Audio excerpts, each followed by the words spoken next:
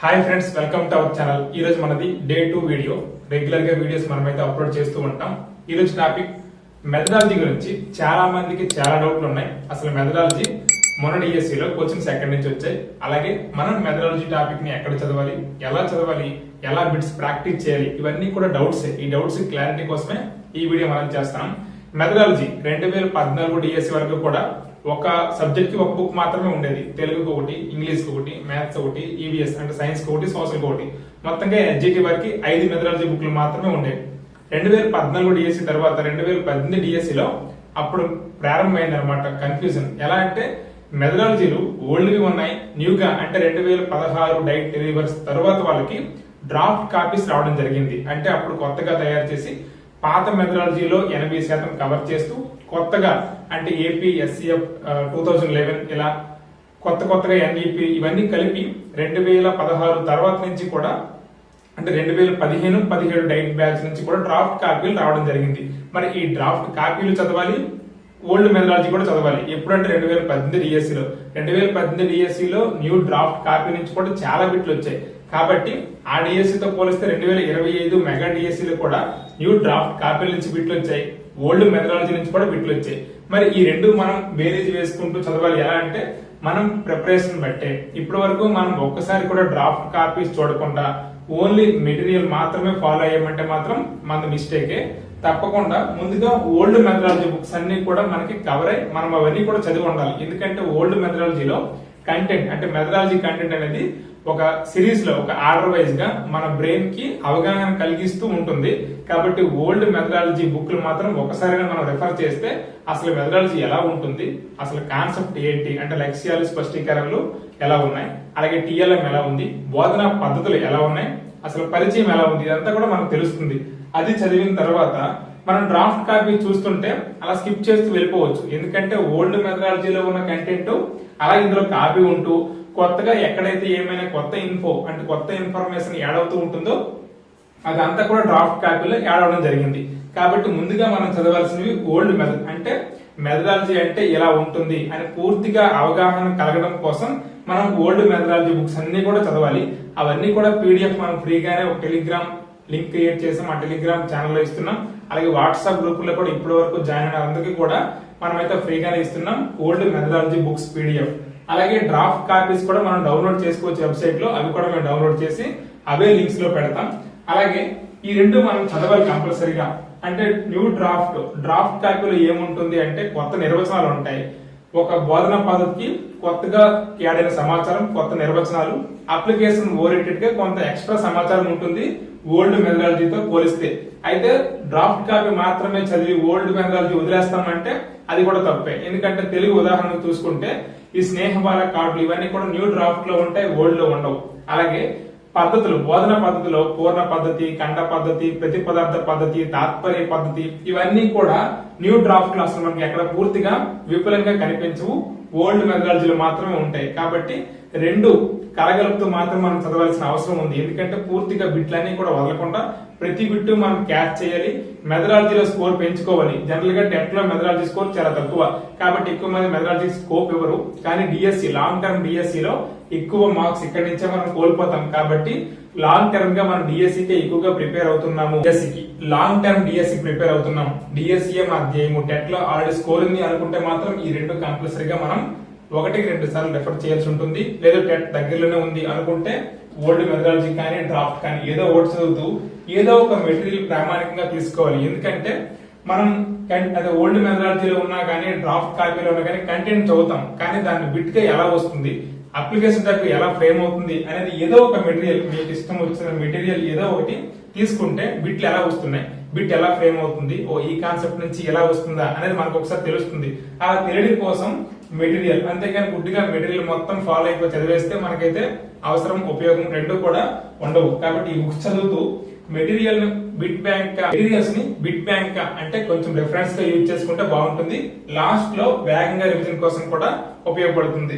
అయితే లాస్ట్ లో మనం ఓల్డ్ మెథడాలజీ కానీ డ్రాఫ్ట్ కానీ తక్కువ రోజుల్లో ఎక్కువ సమాచారాన్ని వడపోయలేము, అంటే ఎక్కువగా రెఫర్ చేసి మొత్తం అన్ని చదవలేము. అందుకోసం మెటీరియల్ అనేది 1-2 సార్లు చదువుకుంటే ఒక రకంగా ఉపయోగపడుతుంది లాస్ట్ లో రివిజన్.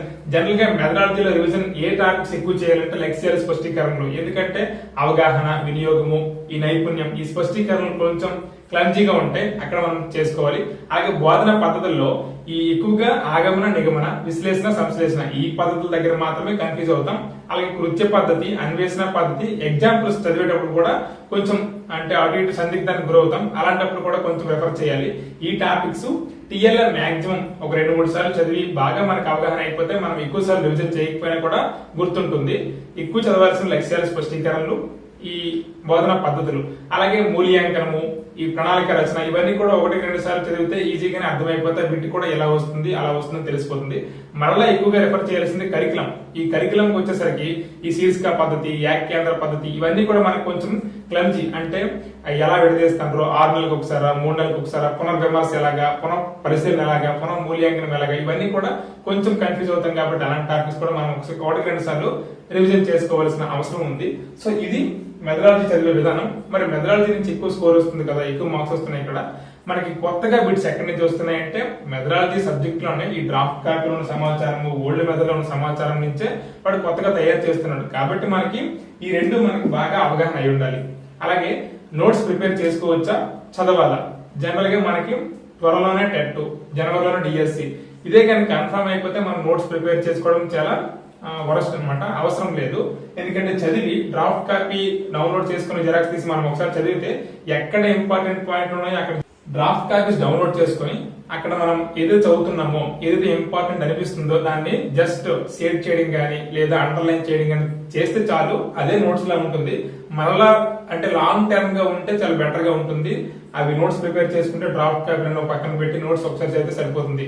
నేనైతే 2018 డిఎస్సి లో సైన్స్, తెలుగు నోట్స్ ప్రిపేర్ చేసుకున్నా. అవైతే ఇప్పుడు ఫ్రెండ్స్ దగ్గర ఉన్నాయి, అవన్నీ కలెక్ట్ చేసుకుని మీకు అందరికీ కూడా అప్డేట్ చేస్తూ ఉంటాను. సో అవైతే నేను ఆ రాయడానికి దాదాపుగా ఒక 7 to 10 days అంటే రెండు కలిపి పట్టింది. సో చదవడానికి మాత్రం ఒక హాఫ్ డే లో రెండు కూడా మెథడాలజీ కంప్లీట్ అయ్యే విధంగా ఉంటుంది. డ్రాఫ్ట్ కాపీ మొత్తం రివిజన్ చేసినట్లుగా ఉంటుంది. అలా మనం లాంగ్ టర్మ్ లో ఉండేటప్పుడు, ఖాళీగా ఉండేటప్పుడు, దగ్గరలో టెట్ కానీ డిఎస్సి కానీ లేదులే ఫ్రీగా ఉన్నాం చదువుకోవచ్చు మెల్లమెల్లగా అని అనిపిస్తే మాత్రం నోట్స్ తయారు చేసుకోవచ్చు. ఈ ఓల్డ్ మెథడ్ మాత్రం నోట్స్ మనం తయారు చేయడం చాలా కష్టం. ఎందుకంటే ప్రతిదీ ఇంపార్టెంట్ పాయింట్ లాగా అనిపిస్తుంది, ప్రతిదీ కంటెంట్ ఉన్నట్లుగా అనిపిస్తుంది. ఇది చదివిన తర్వాత డ్రాఫ్ట్ కాపీ చదువుతాం కాబట్టి ఇందులో ఇన్ఫర్మేషన్ అంతా మనం డిలీట్ చేసుకుని ఎక్స్ట్రా ఏవైతే పాయింట్ ఉన్నాయో వాటిని మనం నోట్స్ గా తయారు చేసుకోవచ్చు, ఈజీగా మనం చదువుకోవచ్చు. సో ఈ రెండు కూడా మనకి చాలా ఇంపార్టెంట్ కీ రోల్ పోషిస్తాయి డిఎస్సి లో. సో మెగా డిఎస్సి 2025 కూడా నేను రాశాను కాబట్టి మీకు చెప్తున్నా.